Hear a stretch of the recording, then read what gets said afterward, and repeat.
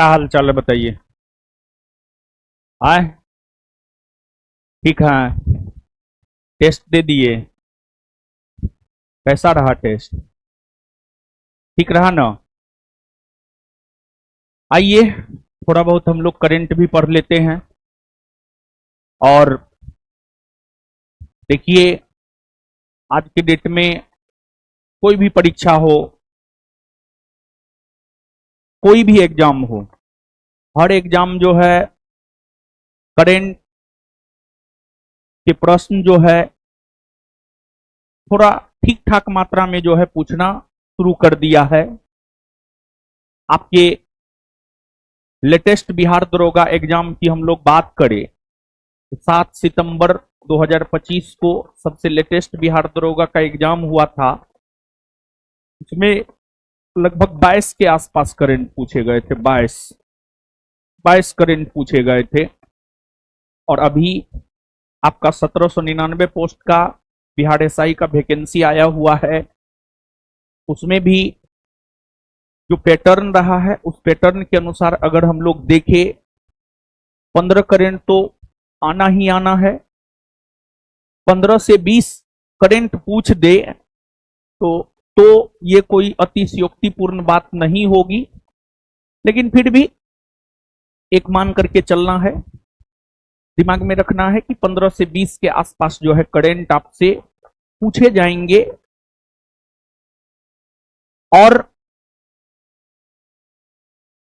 अब आप स्वयं समझिए, जैसे जीएस में सब्जेक्ट है, हिस्ट्री है, पॉलिटी है, ज्योग्राफी है, फिजिक्स है, केमिस्ट्री है, बायोलॉजी है, इकोनॉमिक्स है। हिस्ट्री से 14-15 क्वेश्चन, पॉलिटी से 10-12 क्वेश्चन, ज्योग्राफी से 10-12 क्वेश्चन, बायोलॉजी से 6-7 क्वेश्चन, फिजिक्स से 4 से 5 क्वेश्चन, केमिस्ट्री से 4 से 5 क्वेश्चन, इकोनॉमिक्स से 7 से 8 क्वेश्चन। और करंट से बताइए 15 से 20 के आसपास क्वेश्चन जो है आपको करंट से पूछता है। तो करंट का वेटेज अच्छा खासा है। फिर इसके अलावे जो है कुछ स्टैटिक्स पूछता है, 3-4 स्टैटिक्स हो गया, फिर 2-3 बिहार हो गया, फिर 2 मैथ हो गया, 2 हिंदी हो गया, 2 इंग्लिश हो गया, फिर जो है आपको 5 से 6 मैथ रीजनिंग भी पूछ देता है। तो यही पैटर्न है बिहार दरोगा का। और आपको पहले भी कई दफा, अगर हम बैच के बच्चों की बात करें तो बिहार एसआई बैच के बच्चों को कई दफा हम बिहार दरोगा एग्जाम के पॉइंट ऑफ व्यू से सिलेबस डिस्कस किए हैं। टोटल 18, 19, 20 टॉपिक जो है करंट में है, जिसकी चर्चा हमेशा हम आपके साथ किए हैं कि अगर आप बिहार दरोगा परीक्षा के लिए करंट पढ़ना चाहते हैं तो 18-19 टॉपिक जो है आपको पढ़ना होगा। और जो 18-19 टॉपिक आपको पढ़ना होगा उन टॉपिकों में आपको पुरस्कार हो गया, पुरस्कार के अंतर्गत राष्ट्रीय अंतर्राष्ट्रीय दोनों पुरस्कार, फिर इसके बाद राष्ट्रीय घटनाक्रम हो गया, अंतर्राष्ट्रीय घटनाक्रम हो गया, सम्मेलन हो गया, फिर सूचकांक हो गया, प्रमुख ऐप या पोर्टल हो गया। तो यही सब चीज जो है आपसे आपके एग्जाम में पूछा जाता है। और बीपीएससी तो इस बार 2023 का करंट पूछा, 2023, 24, 25 तीनों साल का करंट पूछा।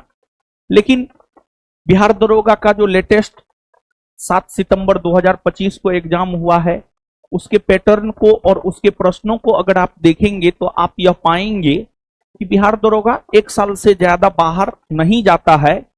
मतलब बिहार दरोगा के लिए 1 साल का करंट जो है सफिशियंट माना जा सकता है, ऐसा मेरा मानना है। ऐसा मानना क्या है, ऐसा जो लेटेस्ट एग्जाम हुआ है उसके पैटर्न के आधार पर हम आपको बोल रहे हैं।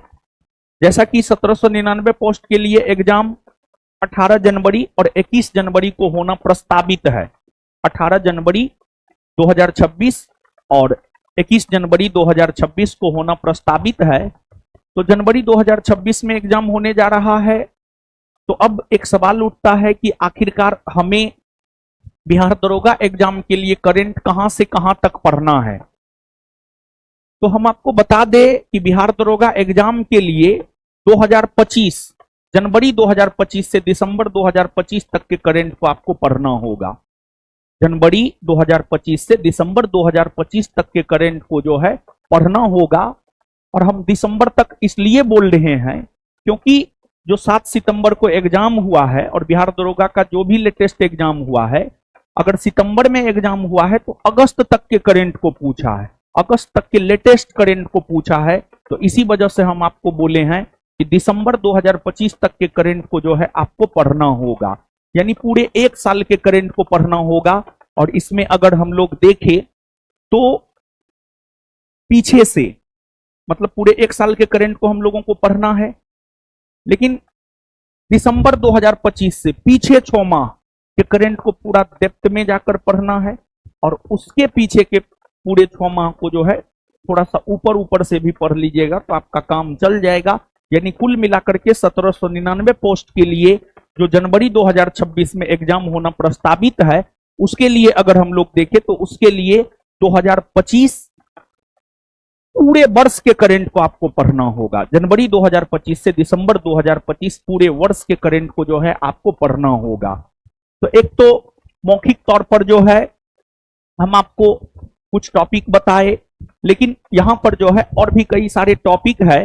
तो एक आइडिया होना आपके पास जरूरी है कि आखिरकार जो है हमारे एग्जाम में प्रश्न जो है किन किन टॉपिकों से पूछा जाता है। एग्जाम में प्रश्न की अगर हम लोग बात करें तो एग्जाम में प्रश्न जो है आपको किन किन टॉपिकों से पूछा जाता है, तो उसी टॉपिक को जो है यहाँ पर हम लिख दिए हैं। एक बार आप सब लोग देख लीजिए। और ये जो टॉपिक तैयार किए हैं, प्रीवियस ईयर जो प्रश्न है बिहार दरोगा में करंट के पूछे गए, उन प्रश्नों को ध्यान में रखते हुए ही जो है ये टॉपिक हम आपको तैयार किए हैं। पहला टॉपिक राष्ट्रीय घटनाक्रम है। राष्ट्रीय घटनाक्रम मतलब हमारे देश में जो भी महत्वपूर्ण घटनाएं घटित हो रही है, हमारे देश में जो भी महत्वपूर्ण घटनाएं घटित हो रही है। जैसे हमारे देश की बात करें तो हमारे देश में जो है हाल फिलहाल में कुछ माह पहले जो है प्लेन क्रैश किया था, वो राष्ट्रीय घटनाक्रम के अंतर्गत आ जाएगा, राष्ट्रीय घटनाक्रम के अंतर्गत आ जाएगा। या फिर हमारे देश के भीतर, बात सीधी सी है, देश के भीतर जो भी घटना घटित होती है वो राष्ट्रीय घटनाक्रम के अंतर्गत आता है। और हमारे देश भारत के अलावा अन्य देशों में जो कुछ महत्वपूर्ण घटनाएं घटित होती है वो अंतर्राष्ट्रीय घटनाक्रम के अंतर्गत आता है। तो हमारे एग्जाम में राष्ट्रीय घटनाक्रम से संबंधित प्रश्न भी पूछे जाते हैं और साथ ही साथ अंतर्राष्ट्रीय घटनाक्रम से संबंधित प्रश्न भी पूछे जाते हैं। तो पहला राष्ट्रीय घटनाक्रम है, दूसरा अंतर्राष्ट्रीय घटनाक्रम है, तीसरा जो है विज्ञान और प्रौद्योगिकी यानी साइंस एंड टेक्नोलॉजी, इससे भी संबंधित 1-2 प्रश्न जो है आते रहे हैं। इसके बाद रक्षा प्रौद्योगिकी, पर्यावरण एवं पारिस्थितिकी, आर्थिक परिदृश्य रिपोर्ट एवं सूचकांक, सम्मेलन बैठक, महत्वपूर्ण योजना केंद्र एवं राज्य सरकार की, पुरस्कार या सम्मान, फिर खेलकूद हो गया, प्रमुख मिशन कार्यक्रम पहल, सेनाभ्यास, विभिन्न ऑपरेशन, प्रमुख ऐप या पोर्टल, प्रमुख पुस्तकें, दिवस, सप्ताह, माह या वर्ष, विविध। और विविध के अंतर्गत जो है नियुक्तियां, राष्ट्रीय और अंतर्राष्ट्रीय नियुक्तियां, जीआई टैग, मेला, उत्सव, महोत्सव, चर्चा में प्रमुख व्यक्ति, स्थान और निधन, भारत या विश्व पहला बड़ा लंबा इत्यादि अन्य महत्वपूर्ण करंट अफेयर, बिहार के प्रमुख घटनाक्रम। बिहार दरोगा का एग्जाम नो डाउट बिहार का एग्जाम है, तो हो सकता है बिहार का भी 1-2 करंट पूछ दे। ऐसे बिहार का करंट जो है बीपीएससी जैसे एग्जाम में पूछता है, लेकिन फिर भी कंपटीशन है। और हमारे सिलेबस में एक शब्द लिख दिया है कि हम सामान्य अध्ययन से संबंधित प्रश्न पूछेंगे, तो सामान्य अध्ययन के अंतर्गत तो बिहार का करंट भी आ जाता है। तो इतने टॉपिकों को जो है मुख्य तौर पर हम लोगों को पढ़ना होता है। करंट में मूल तौर पर यही टॉपिक है। और आप विश्वास मानिए, आप कोई भी एग्जाम जीएस आधारित देते हैं जिसमें करंट पूछा जाता है, लगभग हर एग्जाम में यही सब टॉपिक है, करंट का यही सब टॉपिक ही है, यही सब टॉपिक ही है जो कि आपके बिहार दरोगा एग्जाम हो या बीपीएससी एग्जाम हो या अन्य कोई भी एग्जाम हो, उसमें जो है आपको पूछा जाता है। तो अब हम लोग चर्चा कर लिए हैं। अब एक टॉपिक यहां पर हमने आपको बताया है, पुरस्कार या सम्मान। पुरस्कार या सम्मान, तो देखिए पुरस्कार या सम्मान की अगर हम लोग बात करें तो पुरस्कारों में जो है एक पुरस्कार आपको नोबेल पुरस्कार है, नोबेल पुरस्कार। और आप अगर बिहार दरोगा की तैयारी करने वाले सीरियस कैंडिडेट हैं या कंसस कैंडिडेट हैं, तो आप पीवाईक्यू निश्चित तौर पर देखे होंगे, यानी बिहार दरोगा का प्रीवियस ईयर क्वेश्चन निश्चित तौर पर देखे होंगे। और अगर आप देखे होंगे तो आप यह पाए होंगे कि नोबेल पुरस्कार से संबंधित प्रश्न जो है आपके बिहार दरोगा एग्जाम में करंट परिदृश्य में पूछे गए हैं। ये प्रश्न किस एग्जाम में पूछे गए थे वो भी हम आपको बता दे रहे हैं। 2446 पोस्ट, जैसे अभी 1799 पोस्ट के लिए वैकेंसी आया हुआ है, उसी प्रकार इससे पहले 1275 पोस्ट, 1275 पोस्ट से पहले 2213, 2213 से पहले 2446 पोस्ट। 2446 पोस्ट के लिए जब बिहार दरोगा का प्रीलिम्स एग्जाम हुआ था 2 सीटिंग में, तो पहला सीटिंग में भी नोबेल पुरस्कार से संबंधित प्रश्न पूछे गए थे और दूसरा सीटिंग में भी नोबेल पुरस्कार से संबंधित प्रश्न पूछे गए थे। तो आपको करेंट मतलब लेटेस्ट घटनाक्रम और आपका एग्जाम जनवरी में होना है। तो ये जो नोबेल पुरस्कार है, नोबेल पुरस्कार की घोषणा अगर देखी जाए बाबू, तो नोबेल पुरस्कार की घोषणा अक्टूबर में होती है। अक्टूबर माह में नोबेल पुरस्कार की घोषणा होती है। अक्टूबर माह में नोबेल पुरस्कार की घोषणा होती है और नोबेल पुरस्कार दिसंबर माह में दी जाती है। 10 दिसंबर को दी जाती है। 10 दिसंबर को दी जाती है। 10 दिसंबर को क्यों दी जाती है? तो आप सब लोग जानते होंगे कि जो नोबेल पुरस्कार है, एक तो नोबेल पुरस्कार की अगर हम लोग बात करें तो जो नोबेल पुरस्कार है यह विश्व का सबसे बड़ा पुरस्कार है। विश्व जगत में जितने भी पुरस्कार है, सभी पुरस्कारों में अगर देखी जाए तो सभी पुरस्कारों में जो सबसे बड़ा पुरस्कार है वह आपको नोबेल पुरस्कार है। और नोबेल पुरस्कार के संस्थापक अल्फ्रेड बर्नार्ड नोबेल को माना जाता है। अल्फ्रेड बर्नार्ड नोबेल को जो है नोबेल पुरस्कार का संस्थापक माना जाता है और उनकी आमदनी को ही विश्व के वैसे सर्वश्रेष्ठ लोग जिन्होंने भौतिकी के क्षेत्र में योगदान दिया हो, रसायन के क्षेत्र में योगदान दिया हो, चिकित्सा शास्त्र के क्षेत्र में योगदान दिया हो, अर्थशास्त्र के क्षेत्र में योगदान दिया हो, साहित्य के क्षेत्र में योगदान दिया हो, शांति के क्षेत्र में योगदान दिया हो, उन्हें जो है यह पुरस्कार प्रदान किया जाता है। तो एक प्रकार से अगर नोबेल पुरस्कार की हम लोग बात करें तो नोबेल पुरस्कार जो कि विश्व का सबसे बड़ा पुरस्कार है, यह पुरस्कार वर्ष 1901 ईस्वी से दिया जा रहा है।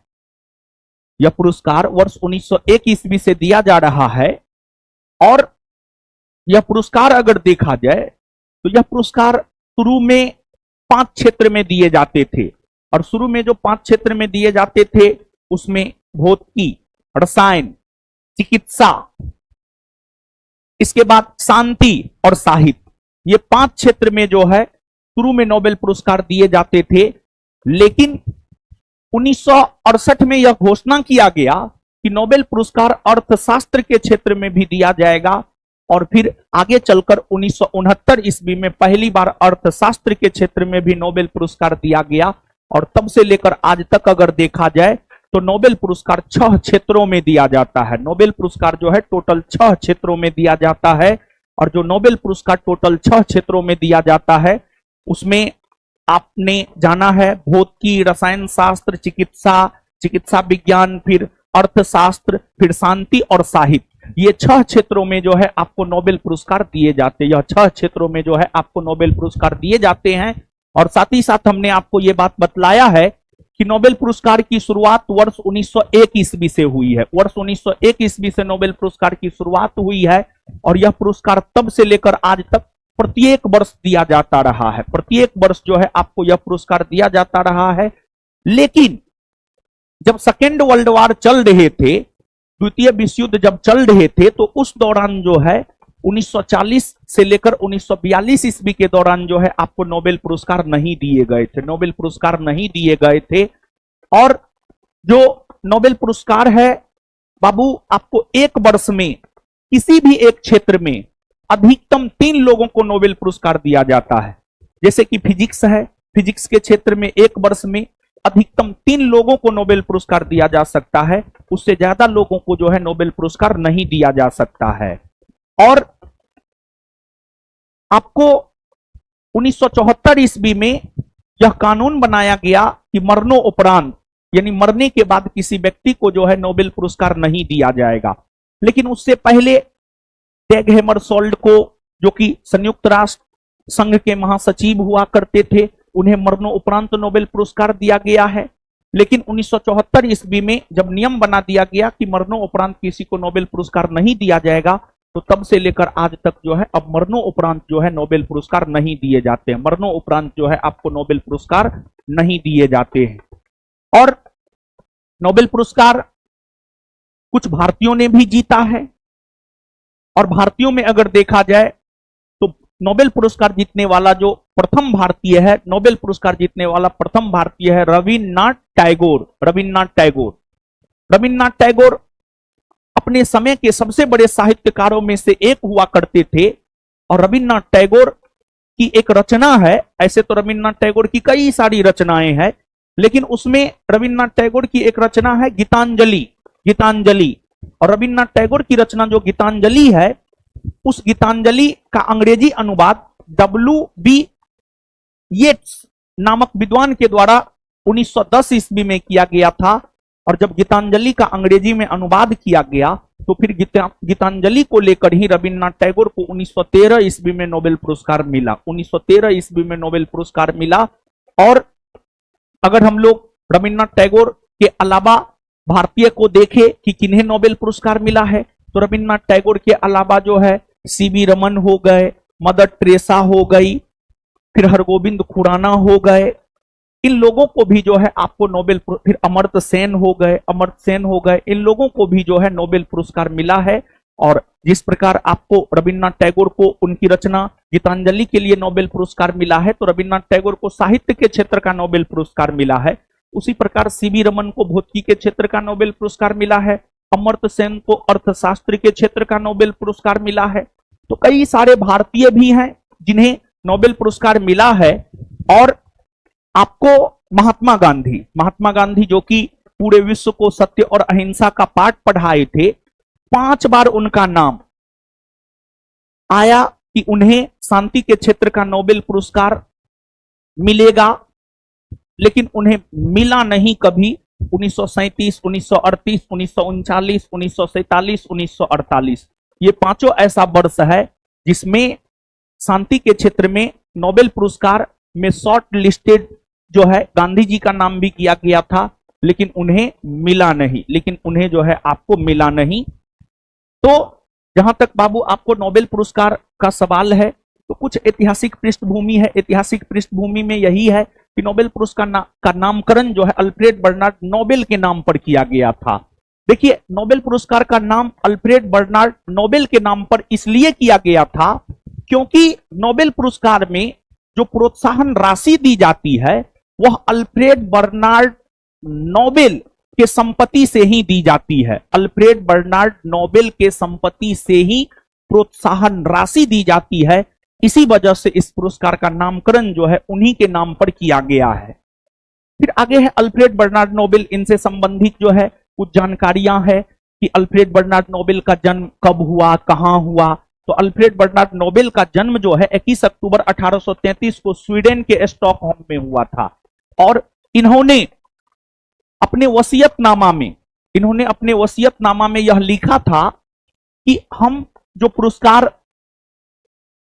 की घोषणा किए हैं, ऐसा नहीं कि वो पुरस्कार जो है सिर्फ स्वीडन के नागरिकों को ही मिले, नहीं, वह पुरस्कार सिर्फ स्वीडन के नागरिकों को ना मिले, बल्कि विश्व के किसी भी देश का कोई भी लोग हो जिसने भौतिकी में अपना सर्वश्रेष्ठ योगदान दिया हो, जिसने रसायन शास्त्र में अपना सर्वश्रेष्ठ योगदान दिया हो, जिसने शांति के क्षेत्र में अपना सर्वश्रेष्ठ योगदान दिया हो, जिसने साहित्य के क्षेत्र में अपना सर्वश्रेष्ठ योगदान दिया हो, उन्हें यह पुरस्कार मिलना चाहिए। और फिर इसके बाद जो है आपको अल्फ्रेड बर्नार्ड नोबेल के द्वारा जो है डायनामाइट की खोज की गई थी, और डायनामाइट का आविष्कार इनके द्वारा किया गया, और उसे जो है पेटेंट मतलब एक प्रकार का लाइसेंस, पेटेंट यानी एक प्रकार का लाइसेंस जो है 1867 ईस्वी में मिला। और उनकी पुस्तक है लेट डाउन योर आर्म्स, और उनका निधन जो है 10 दिसंबर 1896 को हुआ था। तो अल्फ्रेड बर्नार्ड नोबेल का निधन जो है आपको 10 दिसंबर को हुआ है। इसी वजह से उनके स्मृति में ही, उनके पुण्यतिथि के स्मृति में 10 दिसंबर को नोबेल पुरस्कार जो है आपको दिया जाता है। ऐसे नोबेल पुरस्कार की अगर हम लोग बात करें तो हमने आपको बतलाया है इसकी घोषणा अक्टूबर माह में होती है, और अक्टूबर माह में नोबेल पुरस्कार की घोषणा हो चुकी है, लेकिन यह दिया जाएगा आपको दिसंबर माह में। दिसंबर माह में 10 दिसंबर को जो है आपको दिया जाएगा। फिर इसके बाद है आपको वसीयतनामा। उनका निधन तो पहले ही 1896 में हो गया था, लेकिन उन्होंने जो अपनी वसीयतनामा लिखी, अपनी वसीयतनामा में उन्होंने यह लिखा कि हमारा जो आमदनी है वह विश्व के सर्वश्रेष्ठ लोगों को पुरस्कार के तौर पर जो है आपको दिया जाए। और इसी वजह से आगे चल करके जो है 29 जून 1900 ईस्वी को नोबेल फाउंडेशन बना, और नोबेल पुरस्कार दिया जाना प्रारंभ जो है आपको 1901 ईस्वी से हुआ। और नोबेल पुरस्कार जीतने वाले व्यक्ति को जो है लॉरेट कहा जाता है। नोबेल पुरस्कार जीतने वाले जो व्यक्ति होते हैं उन्हें जो है आपको लॉरेट कहा जाता है। और पहली बार अगर देखा जाए तो पहली बार नोबेल पुरस्कार जो है वर्ष 1901 ईस्वी में जो है आपको दिया गया।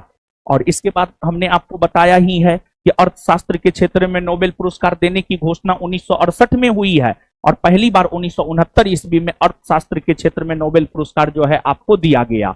और साथ ही साथ हमने आपको यह भी बताया है किसी एक क्षेत्र में अधिकतम 3 लोगों को ही नोबेल पुरस्कार दिया जा सकता है।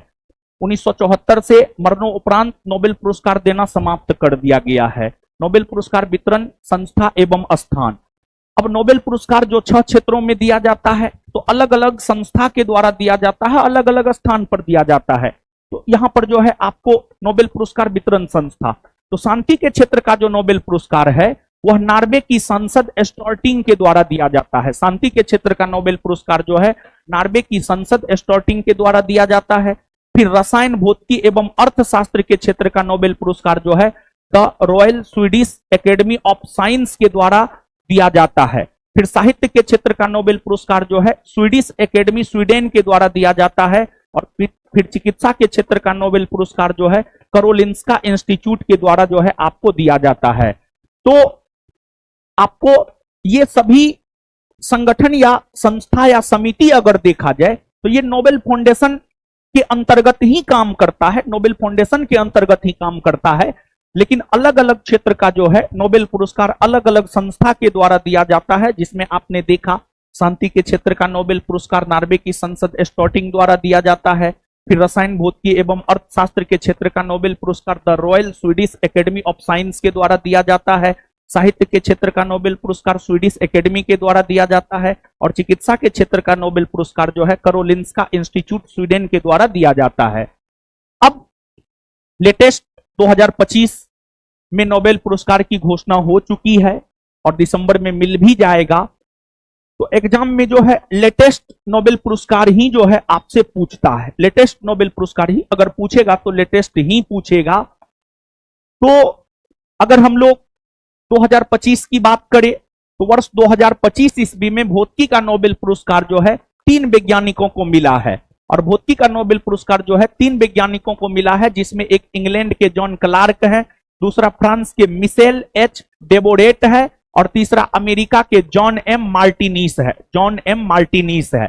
अब इन तीनों को इसलिए भौतिकी के क्षेत्र का नोबेल पुरस्कार दिया गया है तो विद्युत परिपथों में माइक्रोस्कोपिक क्वांटम टनलिंग और ऊर्जा क्वांटाइजेशन की खोज के लिए जो है इन तीनों को 2025 में भौतिकी के क्षेत्र का नोबेल पुरस्कार दिया गया है। फिर इसके बाद शांति का नोबेल पुरस्कार, शांति का नोबेल पुरस्कार जो है वेनेजुएला की महिला मारिया कोरिना मचाडो को दिया गया है, मारिया कोरिना मचाडो को दिया गया है। और उन्हें यह पुरस्कार जो है वेनेजुएला में लोकतांत्रिक अधिकारों को बढ़ावा देने और तानाशाही से लोकतंत्र की और शांति बदलाव लाने के लिए लगातार संघर्ष करने हेतु जो है नोबेल पुरस्कार शांति के क्षेत्र का मिला है। इस बार जो है डोनाल्ड ट्रंप जो कि अमेरिका के राष्ट्रपति हैं, अमेरिका के राष्ट्रपति जो डोनाल्ड ट्रंप है वो बार बार एक बात कह रहा था कि भारत और पाकिस्तान के बीच जो संघर्ष हुआ था उसमें सीज फायर हम मध्यस्थता करके करवाए हैं। तो डोनाल्ड ट्रंप की इच्छा यह थी कि भारत इस बात को स्वीकार करे, लेकिन भारत इस बात को स्वीकार नहीं किया और डोनाल्ड ट्रंप की इच्छा यह है कि उन्हें नोबेल पुरस्कार मिले और उन्हें शांति के क्षेत्र का नोबेल पुरस्कार मिले। मतलब उनकी इच्छा यह है कि जबकि डोनाल्ड ट्रंप अमेरिकी राष्ट्रपति है, वो तो चाहता है कि सब देश आपस में लड़े कटे मरे ताकि उसका हथियार का सप्लाई हो सके, उसका व्यापार हो सके। लेकिन फिर भी उनकी इच्छा यह थी कि भारत इस बात को स्वीकार करे कि नहीं, सीज फायर करवाने में अमेरिकी राष्ट्रपति डोनाल्ड ट्रंप का हाथ रहा है, तो उन्हें जो है शांति के क्षेत्र का नोबेल पुरस्कार मिल जाए। ख्याली पुलाव डोनाल्ड ट्रंप पका रहे थे कि उन्हें शांति के क्षेत्र का नोबेल पुरस्कार मिलना चाहिए, लेकिन ऐसा हुआ नहीं। तो कहीं ना कहीं अभी भी नोबेल पुरस्कार में निष्पक्षता है, तब तो उन्हें नहीं मिला।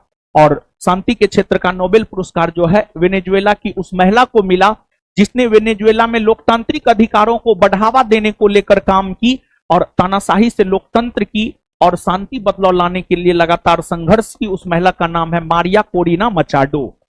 इसके बाद साहित्य के क्षेत्र का नोबेल पुरस्कार, साहित्य के क्षेत्र का नोबेल पुरस्कार जो है आपको लॉस जलो क्रॉस जना होरकाई जो कि हंगरी का है, इसे मिला है और उन्हें उनकी प्रभावशाली और दूरदर्शी कृतियों के लिए मिला है।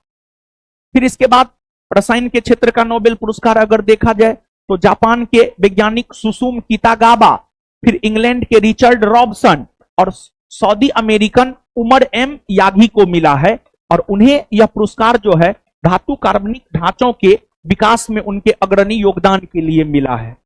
फिर इसके बाद चिकित्सा का नोबेल पुरस्कार अगर देखा जाए तो मेरी ई ब्रंका जो कि अमेरिका की है और फ्रेड रेम्सडेल जो कि अमेरिका का है और फिर सिमोन सकागुची जापान का है और उन्हें यह पुरस्कार जो है आपको पेरिफेरल इम्यून टॉलरेंस के क्षेत्र में किए गए रिसर्च के लिए जो है आपको दिया गया है। फिर इसके बाद अर्थशास्त्र के क्षेत्र का नोबेल पुरस्कार अगर देखा जाए तो नीदरलैंड के अर्थशास्त्री जोएल मोकीर को, फ्रांस के अर्थशास्त्री फिलिप अध्ययन को और कनाडा के अर्थशास्त्री पीटर हॉबिट को जो है 2025 में अर्थशास्त्र के क्षेत्र का नोबेल पुरस्कार मिला है और उन्हें यह जो है आर्थिक विकास की व्याख्या करने के लिए इसमें इन्होंने यह समझाया कि समाज के विकास को बनाए रखने के लिए ठहराव का किस प्रकार मुकाबला करना चाहिए। तो इन चीजों के लिए जो है इन तीनों अर्थशास्त्री को अर्थशास्त्र के क्षेत्र का जो है आपको नोबेल पुरस्कार मिला है। फिर हम लोगों ने तो ये देखा कि 2025 में किन किन लोगों को नोबेल पुरस्कार मिला है। फिर इसके बाद जो है भारतीय या भारतीय मूल के कौन कौन ऐसे भारतीय है, कौन कौन ऐसे भारतीय मूल के लोग हैं जिन्हें अभी तक नोबेल पुरस्कार मिला है। तो नोबेल पुरस्कार जीतने वाले भारतीय की अगर हम लोग बात करें तो रविन्द्रनाथ टैगोर है, इन्हें 1913 में मिला है और साहित्य के क्षेत्र में मिला है और यह पहला भारतीय है जिन्हें नोबेल पुरस्कार मिला है। फिर सीवी रमन को 1930 में भौतिकी के क्षेत्र में, मदर टेरेसा को 1979 में शांति के क्षेत्र में, अमर्त्य सेन को 1998 में अर्थशास्त्र के क्षेत्र में और कैलाश सत्यार्थी को 2014 में शांति के क्षेत्र में। ये विशुद्ध रूप से भारतीय हैं जिन्हें नोबेल पुरस्कार मिला है। इनके अलावा आपको भारतीय मूल के विजेता, मतलब भारतीय मूल के विजेता, पर्सन ऑफ इंडियन ओरिजिन, मतलब ये लोग ऐसे हैं जो भारतीय थे लेकिन बाद में जाकर जो है किसी दूसरे देश की नागरिकता ग्रहण कर लिए। तो हरगोविंद खुराना, सुब्रमण्यम चंद्रशेखर, वीएस नैपॉल, वेंकट रामकृष्णन, अभिजीत बनर्जी, ये सब भारतीय मूल के लोग हैं जिन्हें नोबेल पुरस्कार मिला है। हरगोविंद खुराना को 1968 में चिकित्सा के क्षेत्र में, सुब्रमण्यम चंद्रशेखर को 1983 में भौतिकी के क्षेत्र में, वीएस नैपॉल को 2001 में साहित्य के क्षेत्र में, वेंकट रामकृष्णन को 2009 में रसायन के क्षेत्र में और अभिजीत बनर्जी को 2019 में अर्थशास्त्र के क्षेत्र में। ये विशुद्ध रूप से भारतीय नहीं है बल्कि ये भारतीय मूल के हैं और वर्तमान में ये किसी न किसी दूसरे देश की जो है नागरिकता ग्रहण कर लिए। फिर इसके अलावे एक तो पुरस्कार से संबंधित घटना को हम लोगों ने पढ़ा। इसके अलावे जो है हाल फिलहाल में अगर आप लोग देखेंगे तो हाल फिलहाल में जो है आपको महिला विश्व कप का आयोजन हुआ है। महिला विश्व कप का आयोजन हुआ है। देखिए जैसे पुरुष विश्व कप का आयोजन जिस प्रकार प्रत्येक 4 वर्ष के अंतराल पर होता है, प्रत्येक 4 वर्ष के अंतराल पर होता है, उसी प्रकार महिला क्रिकेट विश्व कप का भी आयोजन जो है आपको प्रत्येक 4 वर्ष के अंतराल पर होता है, प्रत्येक 4 वर्ष के अंतराल पर होता है। आप याद कीजिए 2011 में भारत जो है 1983 में और 2011 में वर्ल्ड कप जीता है। 1983 में कपिल देव के नेतृत्व में और 2011 में महेंद्र सिंह धोनी के नेतृत्व में। तो जिस प्रकार पुरुष क्रिकेट विश्व कप का आयोजन होता है, उसी प्रकार महिला क्रिकेट विश्व कप का भी आयोजन होता है। और महिला क्रिकेट विश्व कप की शुरुआत वर्ष 1973 ईस्वी से हुई है, जबकि पुरुष क्रिकेट विश्व कप की शुरुआत 1975 ईस्वी से हुई है। महिला क्रिकेट विश्व कप की शुरुआत 1973 ईस्वी से हुई है, 1973। और पुरुष क्रिकेट विश्व कप की शुरुआत 1975 ईस्वी से हुई है, 1975 ईस्वी से हुई है। तो जो महिला क्रिकेट विश्व कप है, जिसका आयोजन 1973 ईस्वी से लगातार प्रत्येक 4 वर्ष के अंतराल पर हुआ है, महिला क्रिकेट विश्व कप में सर्वाधिक सफल टीम ऑस्ट्रेलिया की टीम है। सबसे अधिक सफल टीम जो है ऑस्ट्रेलिया की टीम है, जो 7 बार वर्ल्ड कप का ट्रॉफी जीती है, जो 7 बार वर्ल्ड कप का ट्रॉफी जीती है। और इस बार भारतीय महिला टीम ने सेमीफाइनल में ऑस्ट्रेलिया को पराजित किया, और फिर फाइनल में दक्षिण अफ्रीका को। और जिस भारतीय महिला क्रिकेट टीम ने सेमीफाइनल में ऑस्ट्रेलिया और फाइनल में दक्षिण अफ्रीका को पराजित कर जो है महिला क्रिकेट विश्व कप को जीती है, उस टीम का कप्तान जो है आपको हरमनप्रीत कौर थी। और हरमनप्रीत कौर के नेतृत्व में ही जो है भारतीय महिला क्रिकेट टीम ने जो है पहली बार आपको पहली बार वर्ल्ड कप का खिताब जीती है, पहली बार वर्ल्ड कप का खिताब जो है आपको जीती है। और इस बार यानी 2025 ईस्वी में महिला क्रिकेट विश्व कप की अगर हम लोग बात करें, तो इसका आयोजन जो है आपको भारत और श्रीलंका में इसका आयोजन हुआ है। मतलब इसकी मेजबानी भारत और श्रीलंका के द्वारा की गई थी, जिसमें टोटल 8 टीम जो है आपको पार्टिसिपेट किया। और उसमें फाइनल में जो है भारत और दक्षिण अफ्रीका पहुंचा, और फाइनल में जो है महाराष्ट्र के नवी मुंबई के डीवाई पाटिल स्टेडियम में हुआ था। में जो है आपको फाइनल मैच हुआ, जिसमें भारतीय क्रिकेट टीम ने दक्षिण अफ्रीका क्रिकेट टीम को जो है 52 रनों से पराजित किया। 52 रनों से जो है आपको पराजित किया। तो ये भी एक खेल से संबंधित महत्वपूर्ण घटना है, तो इसको भी जो है हम लोगों को याद रखना है। वही चीज है आपको आईसीसी महिला विश्व कप 2025, इसका शुरुआत जो है आपको 30 सितंबर 2025 को हुआ। 30 सितंबर 2025 को इसकी शुरुआत हुई, और 2 नवंबर को जो है आपको फाइनल मैच हुआ। तो 30 सितंबर 2025 से 2 नवंबर 2025 के बीच जो है इसका आयोजन हुआ, और इसका मेजबानी भारत और श्रीलंका ने किया। विजेता टीम भारत है, 52 रन से हराया है। उप विजेता टीम दक्षिण अफ्रीका है। टूर्नामेंट के बारे में, वर्ष 2025 का टूर्नामेंट महिला क्रिकेट विश्व कप का 13वां संस्करण था। यह 13वां संस्करण था, जो 4 साल के अंतराल पर होता है। कुल 8 देश जो है इसमें शामिल हुए थे। मुख्य बिंदु, भारत का कोच अमोल मजुमदार। देखिए, ये जो अमोल मजुमदार है, सचिन और कामली, जो विनोद कामली है और सचिन तेंदुलकर है, उन लोगों के साथ जो है ये खेलते थे। इनको बहुत ज्यादा मौका नहीं मिला। और फिर 2025 में भारतीय महिला टीम जो विश्व कप जीती है, उसके कोच जो है अमोल मजुमदार ही हुआ करते थे। अमोल मजुमदार भारतीय महिला क्रिकेट टीम के कोच थे, और भारत के कप्तान हरमनप्रीत कौर, दक्षिण अफ्रीका का कप्तान लॉरा वुल्फार्ड, और कोच दक्षिण अफ्रीका का मंडला मासिम्बी। और फाइनल मैच की अगर आप बात करेंगे, तो इसमें जो है आपको player of the match, final match में player of the match Shafali Verma बनी थी। और player of the tournament Deepti Sharma. यानी कहने का मतलब यह हुआ कि पूरे टूर्नामेंट में अगर देखा जाए, तो पूरे टूर्नामेंट में सबसे बेहतर प्रदर्शन जो है आपको दीप्ति शर्मा की थी। पूरे टूर्नामेंट में सबसे बेहतर प्रदर्शन जो है आपको दीप्ति शर्मा की थी। और दीप्ति शर्मा फाइनल मैच जीतने के बाद एक स्टेटमेंट दी थी। उनका यह स्टेटमेंट था कि जब हम फाइनल में खेलने के लिए उतरे, तो हमने सिर्फ इतना सोचा कि आज के गेम में हम अपना सब कुछ लगा देंगे, जो भी मेरे पास है हम सब कुछ लगा देंगे, और उसी का परिणाम रहा कि भारत जो है आपको विजेता बन पाया।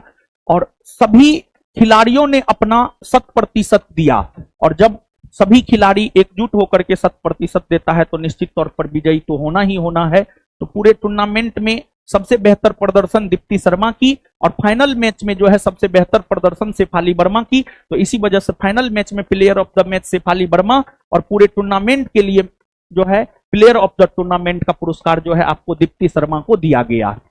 फिर पुरस्कार की अगर हम लोग बात करें तो पुरस्कार की अगर हम लोग बात करें तो अंतर्राष्ट्रीय क्रिकेट परिषद आईसीसी ने विजेता टीम के लिए 4.48 मिलियन अमेरिकी डॉलर यानी लगभग 34 करोड़ रुपया की पुरस्कार राशि घोषित की। और इसके बाद बीसीसीआई जो है 51 करोड़ रुपया नगद पुरस्कार की घोषणा किया था। और जानते हैं महिला क्रिकेट टीम की अगर आप बात करेंगे तो महिला क्रिकेट टीम को पहले स्पॉन्सर तक नहीं मिल पाता था। पहले जो है महिला क्रिकेट टीम को स्पॉन्सर तक नहीं मिल पाता था, और कुछ महिला क्रिकेट खिलाड़ी तो यहां तक जो है आपको बताई है कि संभवतः जब 2007 में महिला क्रिकेट टीम जो है विश्व कप खेलने के लिए गई थी तो खिलाड़ी को प्रत्येक मैच में 1000 रुपया, महिला क्रिकेट खिलाड़ी को प्रत्येक मैच में मात्र 1000 रुपया दिया जाता था, मात्र 1000 रुपया दिया जाता था। लेकिन बीसीसीआई जो है महिला क्रिकेट टीम का जो है कायाकल्प कर दिया है एक प्रकार से। इसके बाद उप विजेता टीम को जो है लगभग 20 करोड़ रुपया, उप विजेता टीम को 20 करोड़ रुपया दिया गया है, विजेता टीम को 34 करोड़ रुपया दिया गया है। और भारतीय क्रिकेट नियंत्रण बोर्ड यानी बीसीसीआई जो कि भारत का क्रिकेट बोर्ड है, ये जो है भारतीय टीम के विजय होने के उपरांत 51 करोड़ रुपया नगद की घोषणा किया है। इसके बाद भारत इससे पहले 2005-2017 में फाइनल में पहुंचा था, जहां उसे क्रमशः ऑस्ट्रेलिया और इंग्लैंड से हार का सामना करना पड़ा था। और इस जीत के साथ भारत ऑस्ट्रेलिया, इंग्लैंड और न्यूजीलैंड के बाद महिला विश्व कप जीतने वाली चौथा देश बन गया। यानी आज तक अगर देखा जाए तो मात्र 4 देश है जो महिला क्रिकेट विश्व कप को जीता है। एक देश है ऑस्ट्रेलिया, एक है इंग्लैंड, एक है न्यूजीलैंड और एक बना है अपना देश भारत। इसके बाद पूर्व में इससे पहले जो 2025 से पहले जो 4 अन्य महिला क्रिकेट विश्व कप हुआ है, 2025 में तो भारत जीता है, 2022 में ऑस्ट्रेलिया, 2017 में इंग्लैंड और 2013 में ऑस्ट्रेलिया जीता है। अभी जो हम लोग पढ़े हैं, अब उससे रिलेटेड हम लोग क्वेश्चन कर लेते हैं। ठीक है, उससे रिलेटेड क्वेश्चन कर लेते हैं। मतलब नोबेल पुरस्कार हम लोगों ने पढ़ा है, नोबेल पुरस्कार के अलावा देखा जाए तो हम लोगों ने महिला क्रिकेट विश्व कप 2025 के बारे में पढ़ा है, तो अब उससे रिलेटेड जो है हम लोग क्वेश्चन कर लेते हैं। तो आइएगा, वर्ष 2025 में किसे भौतिकी का नोबेल पुरस्कार से सम्मानित किया गया है? John Clarke, John M Martinis, Michel H Devoret. क्या होगा उत्तर? उपर्युक्त सभी को, इन तीनों को जो है 2025 के भौतिकी का क्षेत्र के नोबेल पुरस्कार मिले। साहित्य में 2025 नोबेल पुरस्कार से किसे सम्मानित किया गया है? साहित्य में किसे सम्मानित किया? लास्जलो क्रॉसजना होरकाई। अर्थशास्त्र में नोबेल पुरस्कार देने की घोषणा कब किया गया है? 1968 में। और पहली बार दिया कब गया है? 1969 में।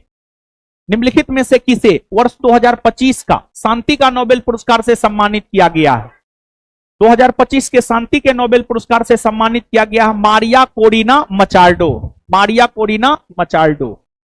हाल ही में वर्ष 2025 का रसायन का नोबेल पुरस्कार से सम्मानित किया गया निम्नलिखित में से कौन शामिल नहीं है? Susumu Kitagawa, Shimon Sakaguchi, Richard Robson, Omar M Yaghi. कौन शामिल नहीं? Shimon Sakaguchi. इन्हें किस क्षेत्र में मिला? इन्हें चिकित्सा के क्षेत्र में मिला है। इन्हें रसायन के क्षेत्र में नहीं मिला है, बल्कि इन्हें चिकित्सा के क्षेत्र का नोबेल पुरस्कार मिला है। निम्नलिखित में से किस संस्था के द्वारा शांति का नोबेल पुरस्कार प्रदान किया जाता है? शांति का नोबेल पुरस्कार अगर देखा जाए तो शांति का नोबेल पुरस्कार जो है नॉर्वे की संसद स्टॉटिंग के द्वारा जो है आपको दिया जाता है। वही the royal Swedish academy of science के द्वारा जो है भौतिकी के क्षेत्र का, रसायन के क्षेत्र का और अर्थशास्त्र के क्षेत्र का दिया जाता है। और करोलिंस्का इंस्टीट्यूट के द्वारा जो है चिकित्सा के क्षेत्र का दिया जाता है और स्वीडिश एकेडमी के द्वारा किस क्षेत्र का दिया जाता है? साहित्य का। निम्नलिखित में से किन्हें वर्ष 2025 का चिकित्सा का नोबेल पुरस्कार से सम्मानित किया गया है? चिकित्सा के नोबेल पुरस्कार से सम्मानित मेरी इब्रंका और सिमोन सकागुची को किया गया है। क्या रिचर्ड रॉबसन को किया गया है? नहीं। रिचर्ड रॉबसन को किस क्षेत्र का किया गया है?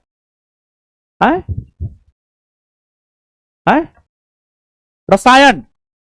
तो इसका उत्तर क्या हो जाएगा? केवल 1 और 2।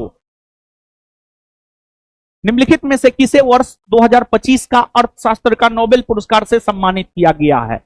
जोएल मोकिर, फिलिप अध्ययन और पीटर हॉविट। सर्वप्रथम किस वर्ष नोबेल पुरस्कार का वितरण किया गया है? नोबेल पुरस्कार का वितरण सर्वप्रथम वर्ष 1901 ईस्वी में हुआ है, वर्ष 1901 में। निम्नलिखित में से कौन वे पहले भारतीय हैं जिन्हें नोबेल पुरस्कार से सम्मानित किया गया है? रविन्द्रनाथ टैगोर। रविन्द्रनाथ टैगोर को 1913 में मिला है, सीवी रमन को 1930 में मिला है, हरगोविंद खुराना को 1968 में, सुब्रमण्यम चंद्रशेखर को 1983 में। तो सबसे पहले भारतीय रविन्द्रनाथ टैगोर है जिन्हें मिला है, और इन्हें साहित्य के क्षेत्र का मिला है। इनकी रचना गीतांजलि के लिए। वर्तमान में आईसीसी महिला वनडे विश्व कप का विजेता कौन सा देश बना है? भारत बना है। कौन बना है? भारत। वर्तमान में आईसीसी महिला वनडे विश्व कप में दक्षिण अफ्रीका का मुख्य कोच कौन है? मंडला मासिम्बी।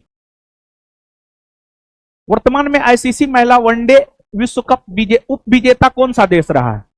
दक्षिण अफ्रीका। वर्तमान में आईसीसी महिला वनडे विश्व कप का कोच कौन है? अमोल मजुमदार। कौन है? अमोल मजुमदार। वर्तमान में आईसीसी महिला वनडे विश्व कप दक्षिण अफ्रीका कप्तान कौन रही है? लॉरा वुल्फर्ट।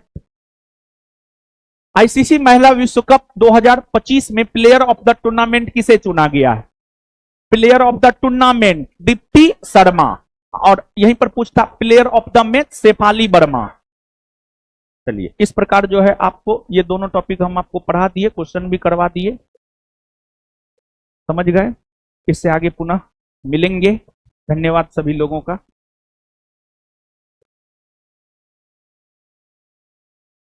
काट दिया।